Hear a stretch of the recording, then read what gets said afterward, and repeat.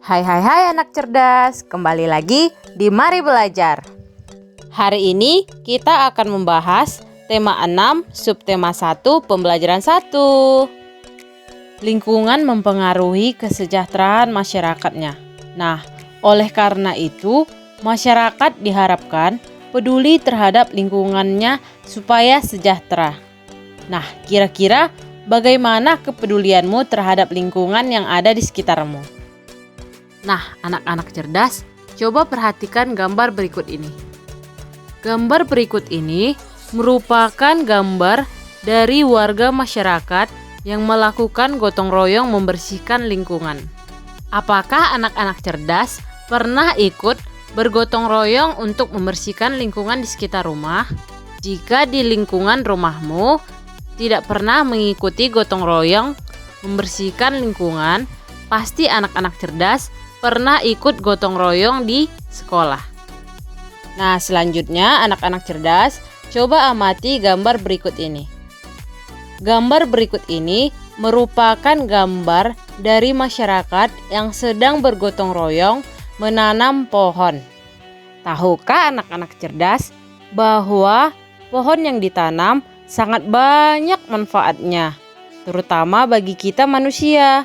Contoh manfaat pohon yaitu ketika cuaca panas, kita dapat berlindung di bawah pohon yang besar dan kita dapat terhindar dari teriknya panas.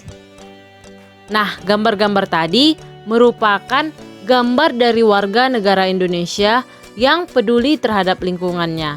Nah, sebagai warga negara Indonesia yang baik, kita harus peduli terhadap lingkungan.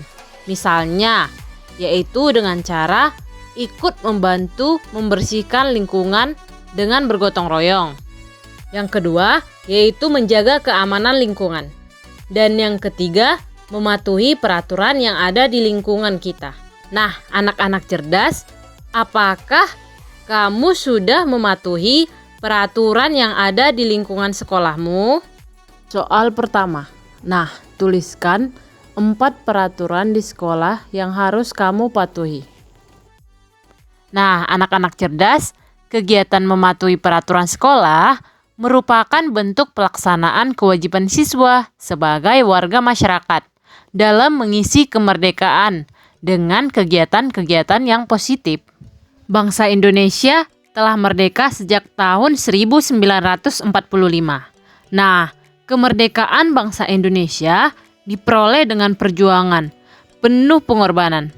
Oleh karena itu, kemerdekaan bangsa Indonesia merupakan sesuatu yang tidak ternilai harganya, sehingga untuk meraihnya, bangsa Indonesia harus berjuang dengan penuh pengorbanan. Nah, anak-anak cerdas, Ibu mau bertanya, kira-kira bagaimana kamu memaknai kemerdekaan bangsa ini? Nah, gambar berikut merupakan gambar dari Bapak Soekarno yang sedang memproklamasikan kemerdekaan Indonesia pada tanggal 17 Agustus 1945. Nah, menurut anak-anak cerdas, apa itu makna dari proklamasi? Nah, makna proklamasi dapat kita ketahui dari teks berikut ini. Nah, teks berikut ini berjudul Makna Proklamasi bagi Bangsa Indonesia. Proklamasi berasal dari kata proclamatio yang berasal dari bahasa Yunani yang memiliki arti yaitu pengumuman resmi kepada seluruh rakyat. Nah, pengumuman yang dimaksud adalah pengumuman yang berhubungan dengan ketatanegaraan, seperti pengumuman proklamasi kemerdekaan bangsa Indonesia yang dibacakan oleh Bapak Soekarno. Setiap bangsa Indonesia pasti menginginkan kemerdekaan, karena kemerdekaan merupakan cita-cita dan tujuan yang ingin dicapai. Nah, begitu juga dengan bangsa Indonesia. Bangsa Indonesia pernah mengalami masa penjajahan yang cukup lama, sehingga membuat rakyatnya menderita. Karena alasan itulah, bangsa Indonesia bekerja sama, bahu-membahu dengan sekuat tenaga untuk memperoleh kemerdekaannya. Nah, anak-anak cerdas, perjuangan bangsa Indonesia terwujud secara resmi setelah Soekarno-Hatta atas nama bangsa Indonesia memproklamasikan kemerdekaan Republik Indonesia pada tanggal 17 Agustus 1945. Proklamasi kemerdekaan yang dikumandangkan Soekarno-Hatta memiliki makna bahwa bangsa Indonesia telah merdeka dan berdaulat, sehingga wajib dihormati oleh negara-negara lain. Indonesia menjadi bangsa dan negara yang memiliki kedudukan yang sama dan sederajat, serta memiliki hak dan kewajiban yang sama dengan negara-negara lain yang sudah merdeka dalam hubungan internasional. Tahukah anak-anak cerdas, proklamasi kemerdekaan juga memiliki makna yang lain, yaitu yang pertama, proklamasi sebagai puncak perjuangan bangsa Indonesia. Yang kedua, yaitu proklamasi sebagai awal terbentuknya Negara Kesatuan Republik Indonesia.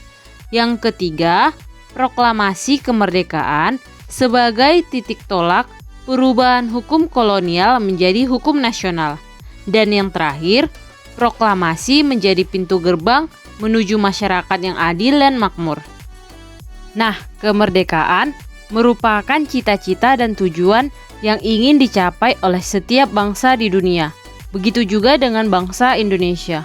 Bangsa Indonesia telah mengambil sikap untuk menentukan nasib sendiri dalam segala aspek kehidupan.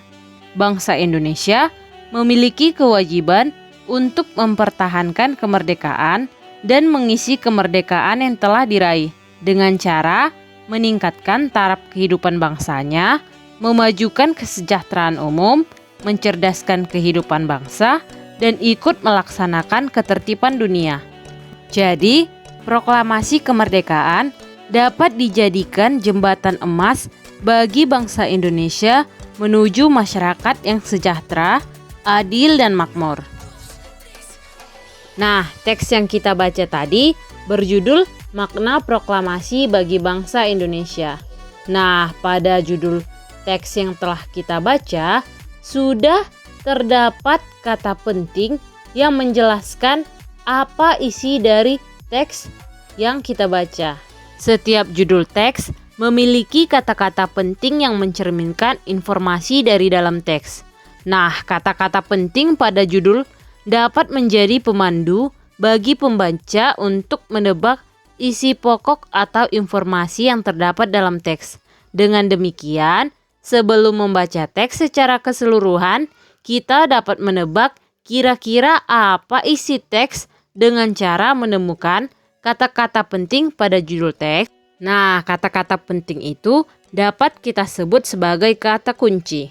Soal kedua, apa kata kunci pada judul bacaan dari teks makna proklamasi bagi bangsa Indonesia? Soal ketiga, informasi apa yang diperoleh dari bacaan teks makna proklamasi bagi bangsa Indonesia berdasarkan kata kunci yang terdapat pada judul teks? Soal keempat, apa yang dapat kamu lakukan sebagai warga masyarakat dalam memaknai kemerdekaan? Nah, demikianlah pembahasan kita hari ini. Sekian dan terima kasih. Jangan lupa klik like, subscribe, dan beri komentar.